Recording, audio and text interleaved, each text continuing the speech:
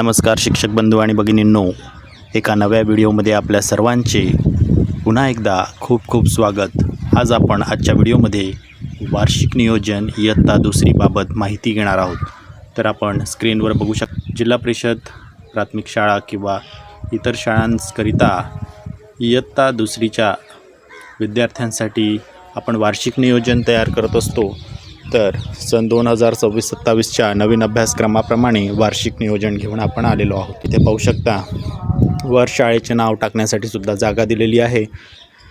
जूनपासून तर मे महिन्यापर्यंत सर्व वर्गाचे आपण इथे नियोजन पाहू शकता।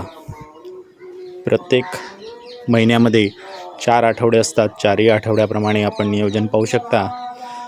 तर इथे वर्गपूर्व तयारी दिसत आहे। त्यानंतर दुसऱ्या आठवड्यामध्ये वाचन लेखन सराव दिसत आहे। गणित, इंग्रजी, कला, कार्यानुभव, शारीरिक शिक्षण अशा प्रत्येक विषयासाठी आपण इथे नियोजन तयार केलेले आहे। त्यानंतर जुलै महिन्यामध्ये सुद्धा 4ही आठवड्याचे नियोजन आपल्याला दिलेले आहे। मराठी, गणित, इंग्रजी, कला, कार्यानुभव, शारीरिक शिक्षण सर्व विषयाचं नियोजन हे नवीन अभ्यासक्रमाप्रमाणे आहे, जे आपल्यासाठी खरंच उपयुक्त राहणार आहे। तर या पद्धतीने आपण संपूर्ण विषयाचं महिन्याप्रमाणे नियोजन इथून तयार करून घेऊ शकता, बघून घेऊ शकता। तसेच जर तुम्हाला हे PDF स्वरूपात पाहिजे असेल तर Google ड्राईव्हची लिंकसुद्धा डिस्क्रिप्शन बॉक्समध्ये दिलेली आहे। तुम्ही त्या डिस्क्रिप्शन बॉक्समध्ये जाऊन त्या लिंकच्या आधारे हा PDF डाउनलोड करून घेऊ शकता व सहजपणे याची एक पुस्तिका बनवून आपल्या शाळेमध्ये याचा वापर करू शकता। सप्टेंबर महिन्याचं सुद्धा आपण अशाच प्रकारे 4ही आठवड्याचं नियोजन पाहू शकता। मराठी, गणित, इंग्रजी, कला, कार्यानुभव अशा पद्धतीने मासिक व वार्षिक नियोजन हे आपल्यासाठी अत्यंत आवश्यक आहे, जेणेकरून आपल्या वर्गामध्ये अध्यापन करताना आपल्याला आपला अभ्यासक्रम वेळेत पूर्ण करून घेता येईल। त्याचबरोबर प्रथम सत्र सराव परीक्षासुद्धा इथे या नियोजनामध्ये दिलेले आहे, कधी घ्यायच्या। त्यानंतर इथे दिवाळी सुट्ट्या किंवा सुट्ट्यांसाठी सुद्धा जागा सोडून दिलेली आहे। त्यानंतर आपण पुढील माहिती बघू शकता, तिसरा आठवडा, चौथा आठवड्यामध्ये सुद्धा अशाच पद्धतीने नियोजन करून दिलेलं आहे।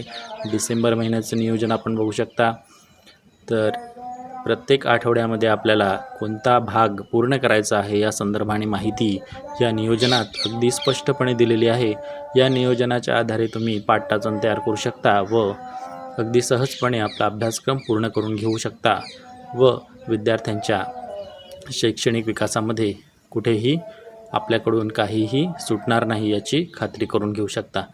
तर अशा पद्धतीने आपल्याला सर्व विषयाचे नियोजन जर हवे असेल तर डिस्क्रिप्शन बॉक्समधल्या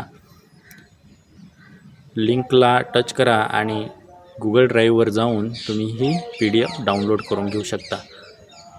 तर एप्रिल महिन्याचं नियोजन म्हणजेच आपलं शैक्षणिक शेवटचं नियोजनसुद्धा इथे दिलेलं आहे।